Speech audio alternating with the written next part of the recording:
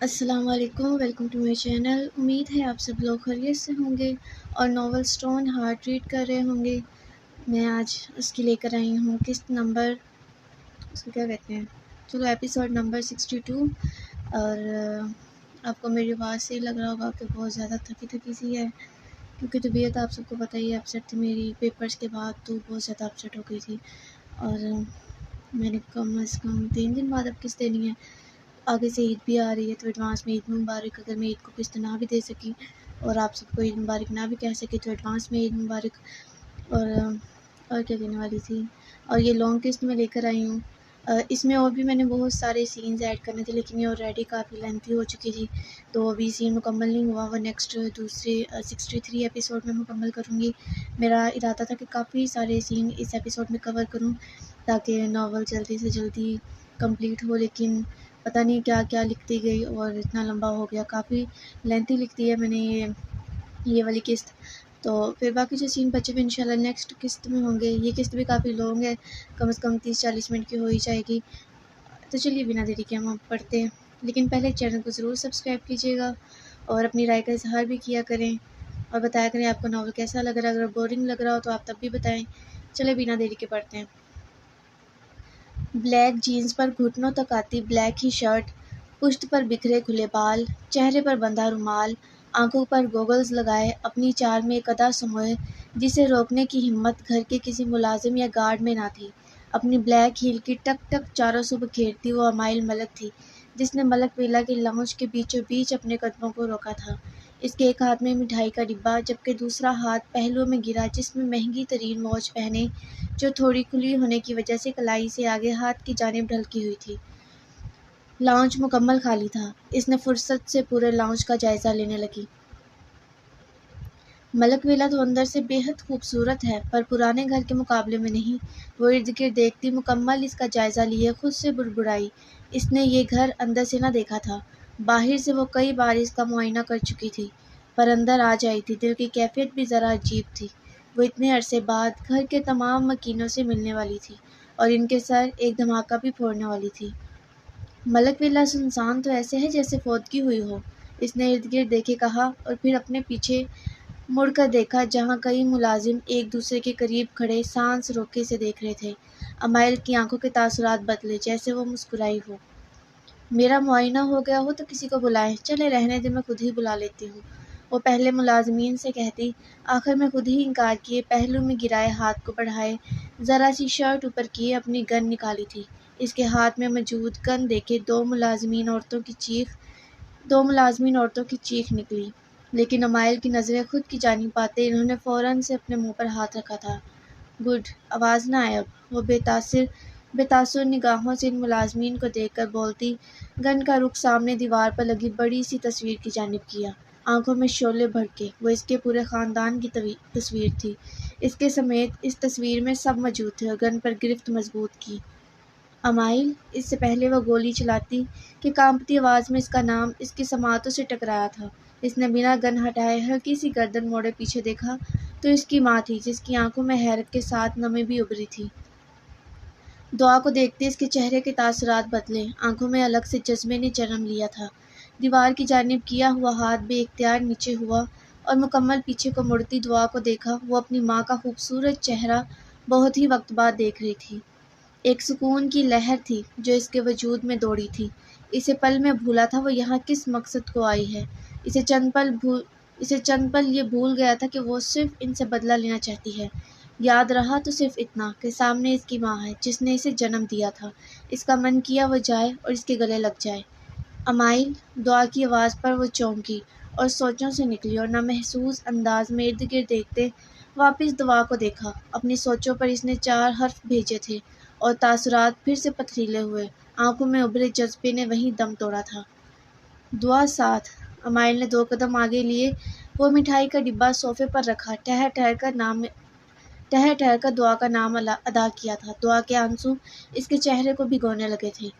ماں قربان جائے اپنی بیٹی پر۔ دعا جانثار ہوتی نگاہوں سے اسے دیکھے گہرا سانس لیے بولی تو امائل نے بے اختیار اسے نظریں چرائیں۔ میں کسی قسم کا فالتو ڈرامہ دیکھنے نہیں آئی، مسٹر سعد کدھر ہیں؟ وہ کچھ توقف کے بعد خود کو نارمل کیے ماتھے پر بل ڈالے دعا کو دیکھتے بولی۔ لہجہ قدرے بلند تھا، اور اتنا بلند ضرور تھا کہ نیچے والے پورشن میں موجود کمروں تک اس کی آواز پہنچ جائے۔ کیا بات ہے دعا، کون بول؟ سعد جو کمرے سے نکلتا دعا کو دیکھتے پوچھ رہا تھا کہ سامنے امائل کو دیکھ کے اس کے الفاظوں کو بریک لگی تھی۔ چہرے پر رومال بندھے ہونے کے باوجود وہ اسے بخوبی پہچان رہے تھے۔ امائل، یہ تم ہو؟ سعد نے بے یقینی سے پوچھا۔ اسے اپنی آنکھوں پر یقین نہیں آ رہا تھا کہ امائل نے ان کے گھر ان کے سامنے موجود ہو سکتی ہے۔ گولی مار کر دکھاؤں کیا؟ اس نے گن والا ہاتھ اوپر اٹھائے رخ سعد کی جانب کیے کہا، اور پھر وہ ہاتھ گھمائے دیوار کی جانب کیا تھا۔ البتہ نظریں سعد پر ہی تھیں، جو ابھی بھی حیرت زدہ تھا۔ اگلے ہی لمحے گولی کی آواز پر جہاں سعد اور دعا اپنی اپنی جگہ ہل کر رہ گئے تھے، وہیں ملازمین کی چیخ نکلی تھی۔ امائل نے سعد سے نظریں ہٹائے بیزاریت سے ملازمین کو دیکھا اور پھر گن کا رخ ان کی جانب کیا۔ اب مرد ملازمین سمیت ان کی چیخ نکلی تھی اور وہ چاروں ملازم قدم پیچھے لینے لگے۔ نکلو یہاں سے، شاباش، ورنہ ابھی اس میں اور بھی گولیاں باقی ہیں۔ وہ ان کی چیخوں پر بیزاریت سے بولی تو وہ لوگ کسی جن کی طرح وہاں سے غائب ہوئے تھے۔ اس نے واپس رخ سعد اور دعا کی جانب کیا، جبکہ گولی کی آواز اور ملازمین کی چیخوں سے نیچے کمروں سے شافع، روحا، الیاف، پارس، رباب، سوہان، طبیر، مشعل، حوردل، یہ سب بھی کمروں سے نکلے تھے، لیکن سامنے امائل کو دیکھے وہ لوگ بھی وہیں ساکت سے ہوئے، جو اب اپنے چہرے پر بندھا رومال اتارے ریلیکس سی سانس خارج کرنے لگی تھی۔ اس شور پر اوپر کے کمرے سے ریان اور سکر بھی نیچے کی جانب بھاگنے کے انداز میں آئے، لیکن سامنے امائل کو دیکھتے ان کی بریک بھی سیڑھیوں پر لگی تھی۔ امائل نے گردن موڑے سیڑھیوں کی جانب دیکھا۔ نظر پہلے 3-4 سیڑھیاں اوپر سکر پر گئی، جو آنکھیں پھاڑے اسے ہی دیکھ رہا تھا۔ پھر آنکھوں کا رخ تھوڑا اور اوپر کی جانب ہوا تو ریان کو دیکھتے اس کے لب بے اختیار مسکرائے، جو خود بھی بے یقینی کے عالم میں اسے ہی دیکھ رہا تھا۔ وہ مکمل سیڑھیوں کی جانب گھومی۔ او ہائے سکر، سنا ہے تمہاری شادی ہو گئی، بہت بہت مبارک ہو۔ وہ اس کی جانب قدم بڑھائے بولی اور سیڑھیوں کے قریب پہنچے اس کی جانب ہاتھ بڑھایا، جبکہ اپنی جانب بڑا ہاتھ دیکھے سکر جیسے ہوش کی دنیا میں لوٹا ہو۔ وہ باقی کی 3-4 سیڑھیاں دھیرے سے اترتا اس کے روبرو کھڑا ہوا تھا، پہلے اس کے مسکراتے چہرے اور پھر اپنی جانب بڑھے اس کے ہاتھ کو دیکھا، جسے اس نے اپنا ہاتھ بڑھائے تھاما تھا۔ تھینکس، وہ محض اتنا ہی بول سکا، یہ ایک چھوٹا سا لفظ بھی اس کے لبوں سے پھنسا پھنسا سا نکلا تھا۔ امائل نے سر جھٹکتے اپنا ہاتھ واپس کھینچا اور پھر 6-7 سیڑھیاں اوپر دیوار پر ہاتھ رکھ کر کھڑے ریان کو دیکھا۔ امائل، تم یہاں، مجھے یقین نہیں آ رہا۔ پارس کی آواز پر وہ گہرا سانس لیے پلٹی اور گن کا رخ دیوار کی جانب کیے بنا کسی کو سمجھنے کا موقع دیے اس نے ایک اور گولی چلائی تھی۔ گولی کی آواز پر سب کا سکتہ ٹوٹا تھا۔ اب ٹھیک ہے؟ اس نے گن والا ہاتھ نیچے کیے دوسرے ہاتھ کی چاروں انگلیاں فولڈ کرتے تھم کا اشارہ کیا تھا، جیسے پوچھنا چاہتی ہو، ایک اور گولی چلنے پر یقین آ گیا؟ میرا خونی بھائی نظر نہیں آ رہا، حوردل کہاں ہے وہ؟ امائل پہلے ارد گرد دیکھ کر پوچھتی، آخر میں حوردل کو پوچھا، جس نے سر نفی میں ہلایا۔ ایس پی صاحب بھی غائب ہیں، یقیناً وہ میری تلاش میں ہی جان کی بازی لگا رہے ہوں گے، تو انہیں کہیں مت کریں خود کو ہلکان۔ امائل خان خود چل کر ان کے گھر آ گئی ہے۔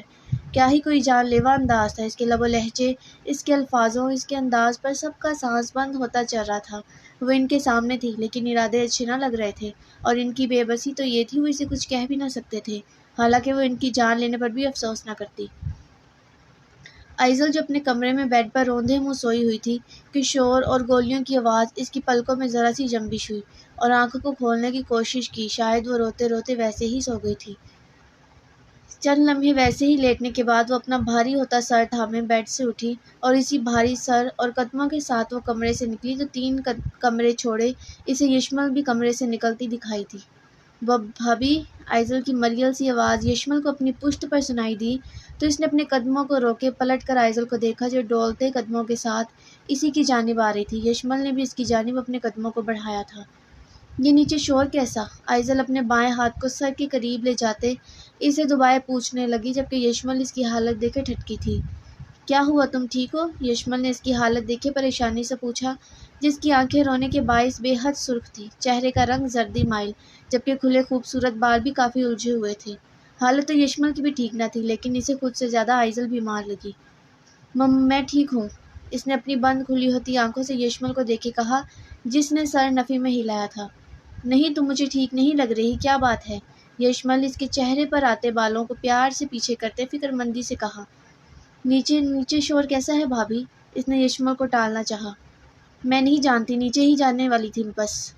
چلے میں بھی چلتی ہوں، آئزل اس سے بولتی جیسے ہی قدم لیا لڑکھڑائی تھی۔ اسے لڑکھڑاتا دیکھ یشمل نے فوراً سے اسے تھاما تھا۔ آئزل تم مجھے ٹھیک نہیں لگ رہی، چلو کمرے میں لے جاتی ہوں تمہیں، یشمل نے اس کے گرد بازو کا حصار لیے نرم لہجے میں کہا جس نے سر کو دائیں بائیں ہلایا تھا۔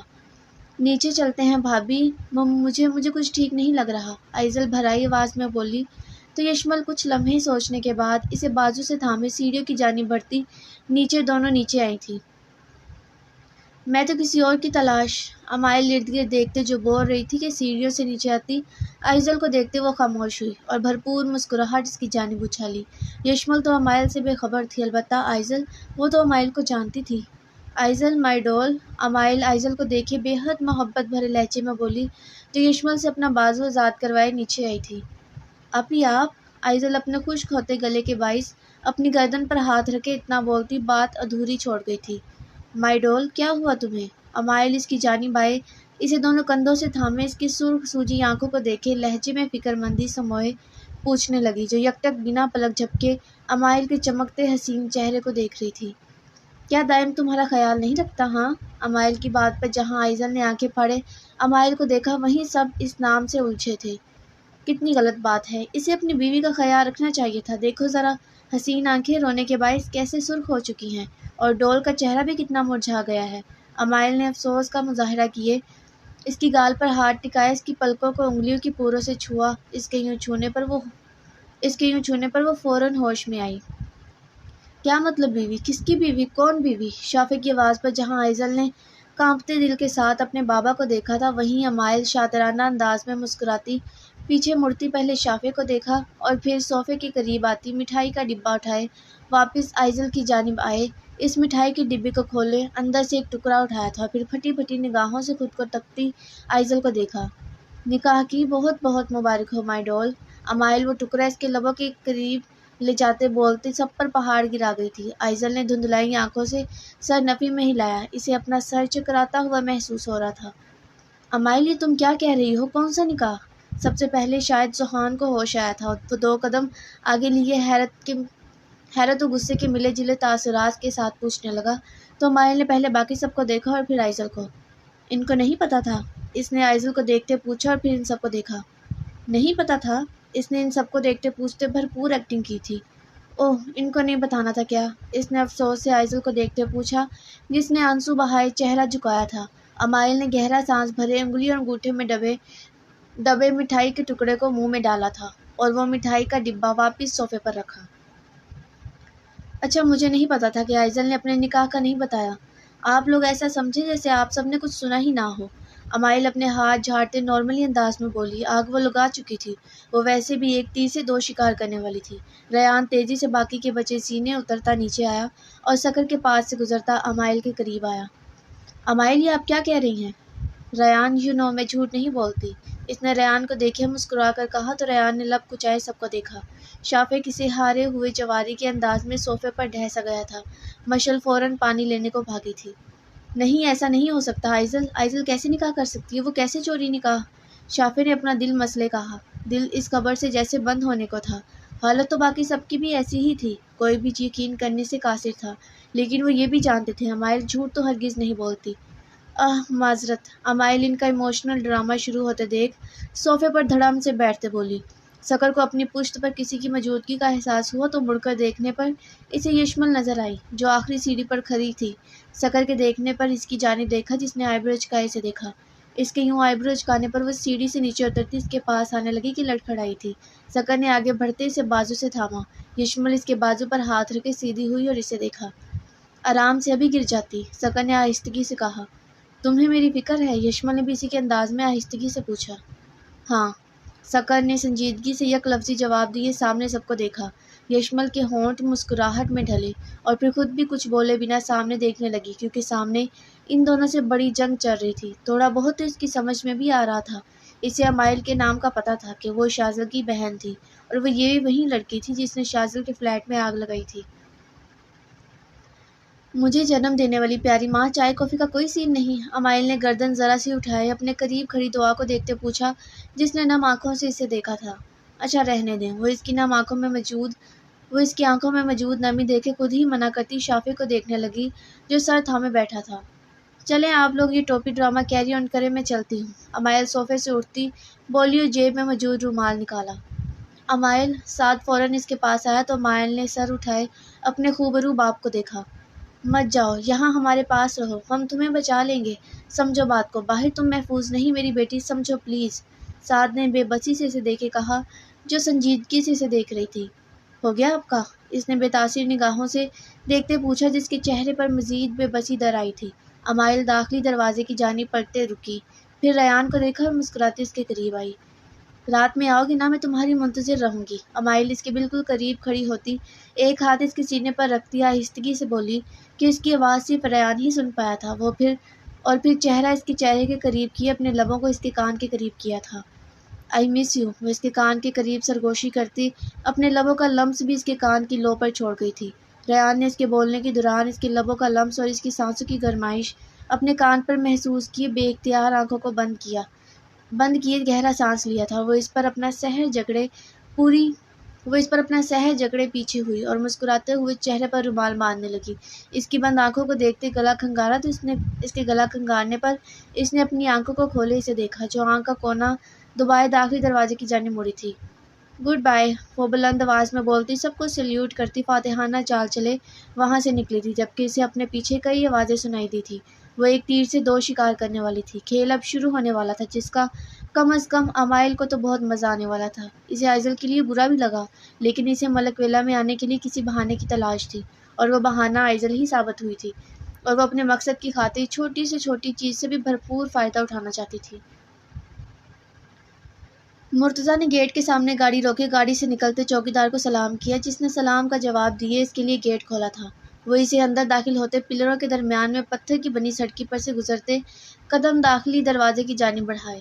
وہ جیسے جیسے قدم بڑھا رہا تھا دل معمول سے ہٹ کر رفتار پکڑ رہا تھا۔ وہ جو خیالوں میں یشمل کے عکس کو سوچتے مسکراتے ہوئے دروازے کی جانب جا رہا تھا کہ سامنے دروازہ کھول کر عجلت سے نکلتی ایک لڑکی جس کے چہرے پر نقاب تھا اور ایک ہاتھ میں فون تھامے کچھ کر رہی تھی، اسے دیکھے مرتضیٰ فوراً پلر کی اوٹ میں ہوا تھا۔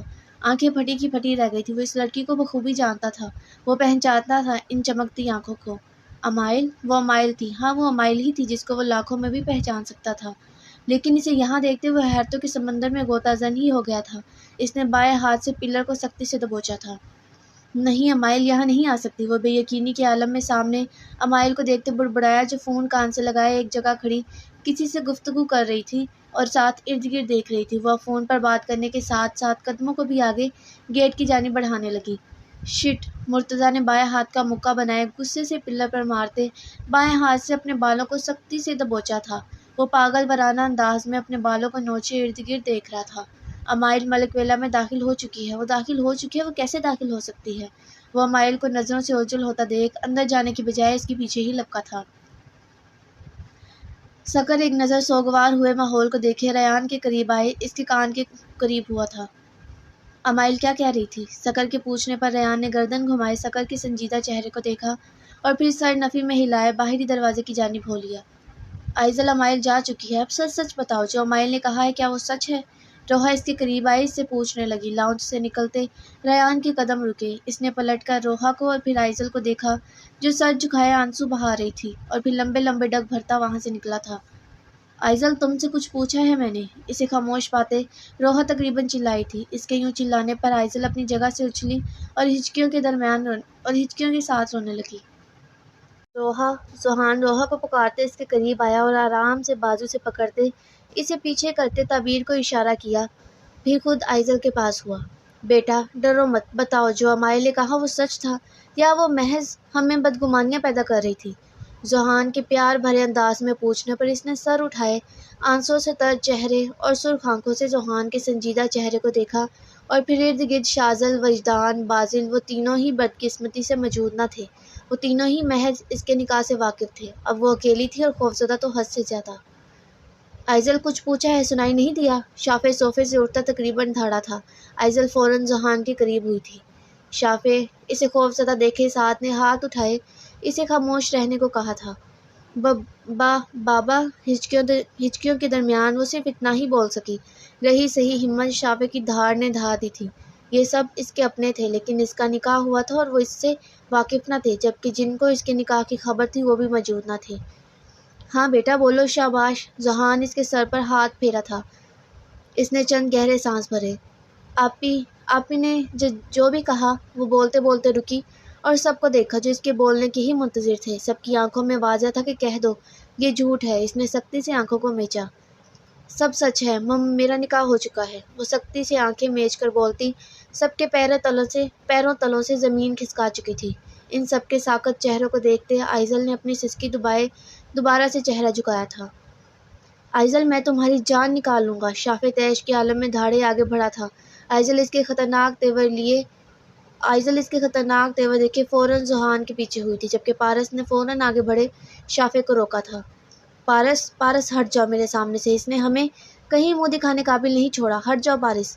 شافع پارس کو پیچھے کرنے کی کوشش کرتے اپنی پوری قوت سے چلا رہا تھا، جبکہ آئزل کانپتی ٹانگوں کے ساتھ قدم پیچھے لے رہی تھی کہ اپنے پیچھے موجود سکر سے اس کی پشت ٹکرائی۔ اپنی پشت کسی سے ٹکرائے جانے پر وہ ڈر سے اچھلی اور فاصلے پر ہوئے سکر کو دیکھا جو خود بھی سب سمجھنے سے قاصر تھا۔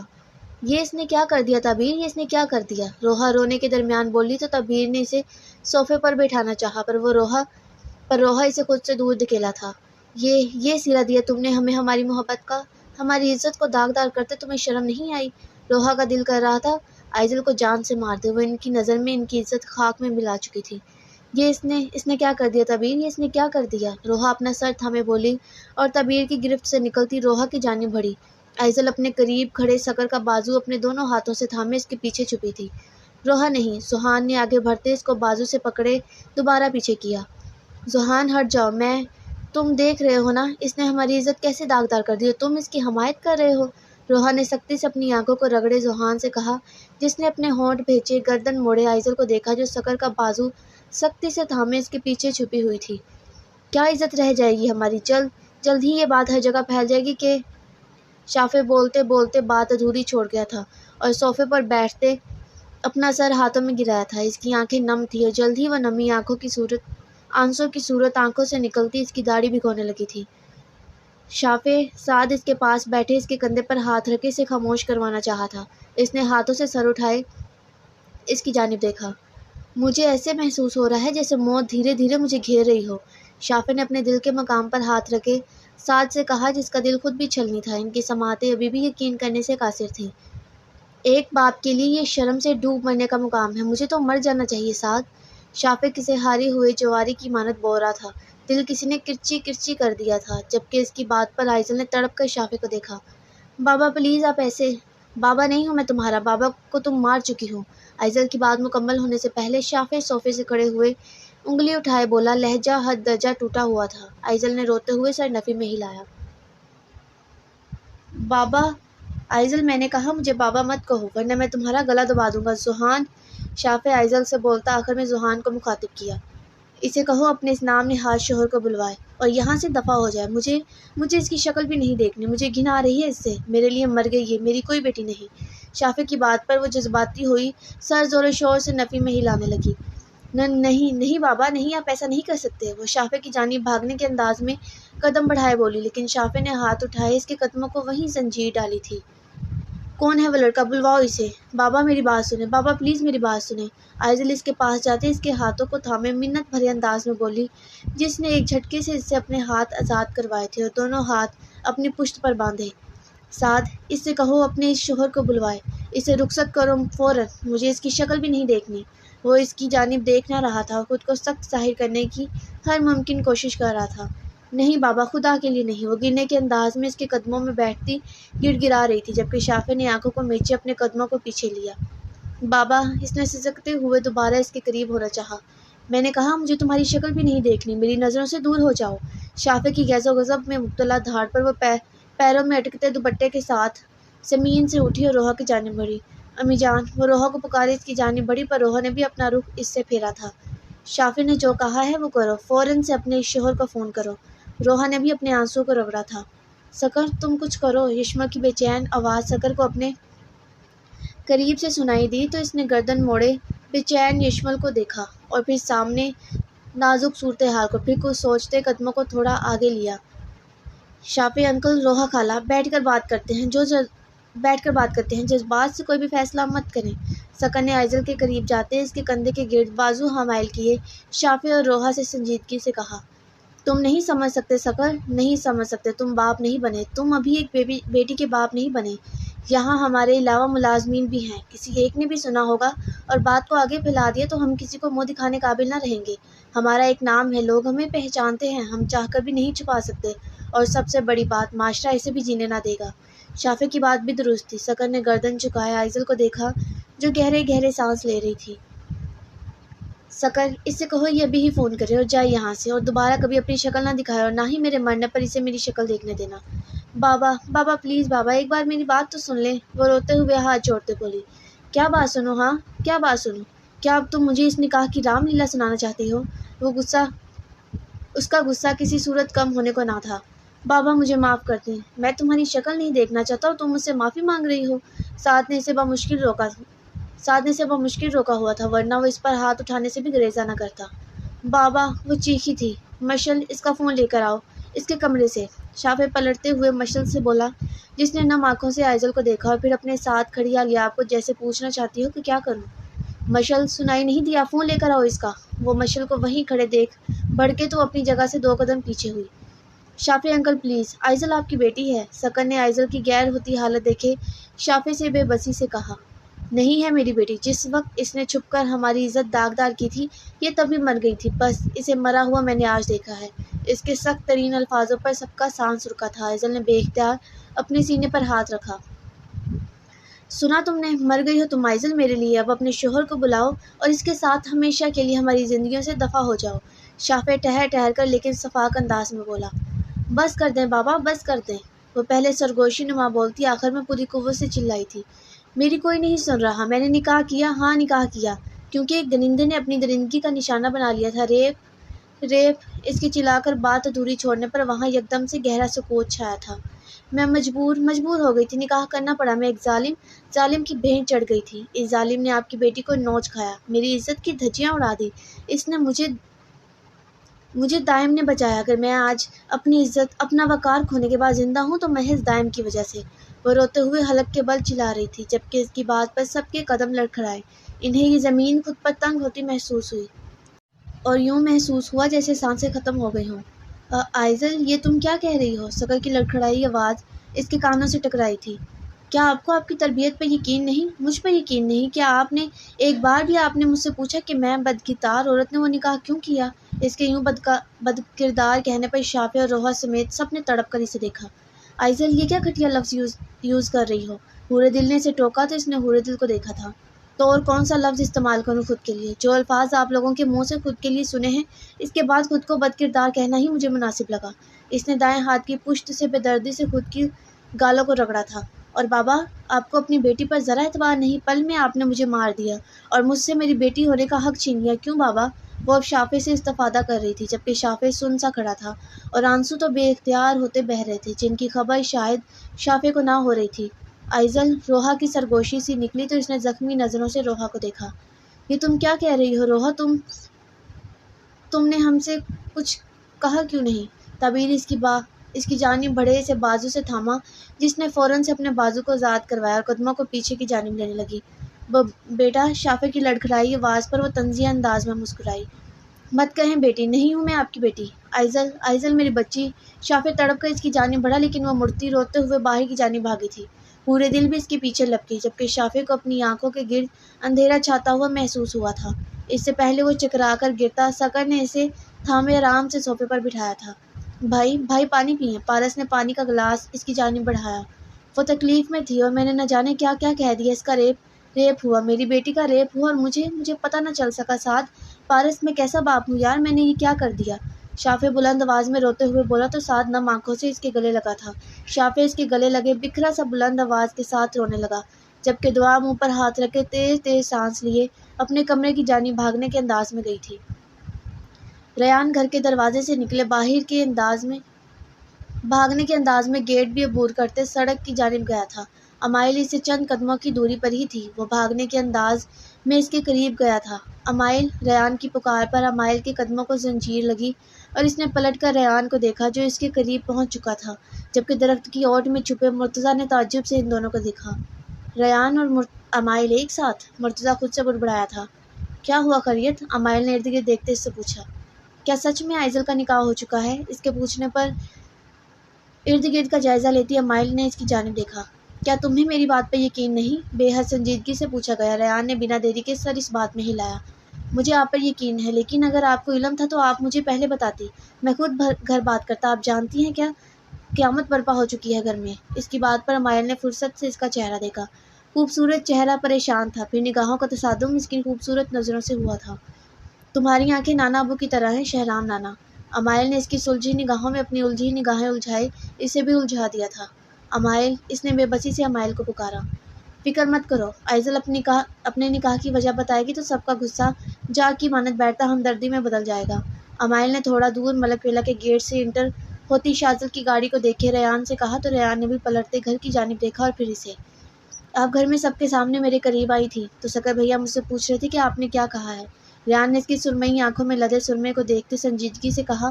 درخت کے پیچھے چھپا مرتضیٰ سب بخوبی سن رہا تھا اور معاملہ سمجھنے کی بھرپور کوشش کر رہا تھا۔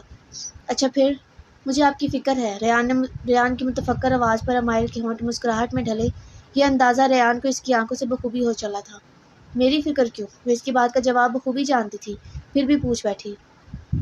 کیونکہ آپ میری بیوی ہیں اور مجھے آپ سے بہت زیادہ محبت ہے۔ ریان کے فٹ سے جواب دینے پر جہاں امائل کی مسکراہٹ ہنسی میں بدلی تھی، وہیں مرتضیٰ کے کان یہ سنتے سائیں سائیں کرنے لگے تھے۔ بیوی؟ امائل ریان کی بیوی کب بنی؟ اتنا سب کچھ ہو گیا اور مجھے خبر ہی نہیں۔ مرتضیٰ لفظوں کو دانتوں میں دبائے غصے سے خود سے بولا۔ میں چلتی ہوں، تم بھی گھر جاؤ اور حالات دیکھو۔ امائل اپنا دایاں ہاتھ اس کی داڑھی پر پھیرتے بولی تو ریان نے اس کے لمس پر آنکھیں بند کیے ایک سکون بھری سانس خارج کی تھی۔ اس کے لمس پر اس کا آنکھیں بند کرنا امائل کی بیٹ مس کرنے کو کافی تھا۔ وہ نہ جانے کیوں خود اس کے قریب جا رہی تھی۔ بائے، امائل کی آواز پر اس نے آنکھیں کھولے مسکرا کر سر اس بات میں ہلایا تو وہ بھی مسکراتی وہاں سے مڑی تھی اور چند ہی منٹوں میں وہ اس کی نظروں سے اوجھل ہو چکی تھی۔ ریان بھی الٹی سمت گھر کی جانب گیا تھا، جبکہ مرتضیٰ وہیں نیچے درخت کے ساتھ ٹیک لگائے بیٹھا تھا۔ یہ گیم کیا چل رہا ہے؟ سب مکس ہو رہا ہے مرتضیٰ۔ اس پاگل عورت سے ریان نے شادی کر لی اور ریان نے مجھے بتایا تک نہیں۔ وہ نیچے بیٹھا دھیرے دھیرے سے اپنا سر پیچھے درخت سے مارتے خود سے بڑبڑایا۔ مرتضیٰ علی، ریان کے گھر کے حالات دیکھ کر لگتا ہے جیسے بہت کچھ تیری نظروں سے مخفی ہے۔ اس نے آنکھوں کو موندا تھا اور آنکھیں موندتے ہی یشمل کے حسین چہرے نے اسے ایک بار پھر سے آن گھیرا تھا۔ یشمل کا مسئلہ ابھی وہیں اٹکا تھا کہ نئی متجسس چیزوں نے مجھے آن گھیرا ہے۔ وہ ویسے ہی آنکھیں موندے وہاں بیٹھا نہ جانے اور کیا سوچے جا رہا تھا۔ یہ تو آج کی قسط یہیں تک تھی۔ امید ہے آپ کو پسند آئی ہوگی اور کافی لانگ تھی۔ اپنی رائے کا اظہار ضرور کیجیے گا، ویڈیو کو لائک کیجیے گا، شیئر کیجیے گا، کمنٹ کیجیے گا اور چینل کو سبسکرائب کیجیے گا۔ انشاءاللہ پھر اگلی قسط کے ساتھ ملیں گے، تب تک کے لیے اللہ حافظ۔